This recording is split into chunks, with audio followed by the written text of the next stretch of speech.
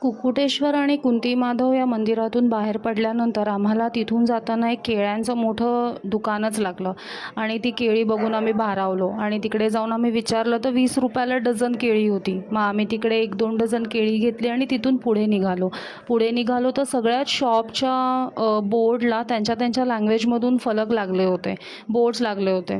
तर आम्हाला काहीच कळेना की हे काय आहे आणि ते काय आहे. मेडिकलमध्ये पण जाण्याची वेळ आली त्यावेळेला पण आम्ही हातवारे करूनच त्यांना सांगत होतो की आम्हाला काय पाहिजे. अशा पद्धतीने तिथे कम्युनिकेशन होत होतं. हे सगळं झाल्यानंतर मग आम्ही खाण्यासाठी थांबलो. खाण्यासाठी पण तिकडे एक बोर्ड होता, तिथे फक्त किंमत दिसत होती 40 40 40. तिथे पण आम्ही हातवारे करतच विचारलं की हे नक्की काय आहे आणि कसं आहे. मग तेव्हा ते सांगत होते की हे असं आहे आणि हे तसं आहे. अशा पद्धतीने आम्ही तिथे खाल्लं. तिथे चपाती, वरण, भात असं कुठलीही गोष्ट मिळत नाही. तिथे फक्त त्यांच्याच पद्धतीचं जेवण मिळतं.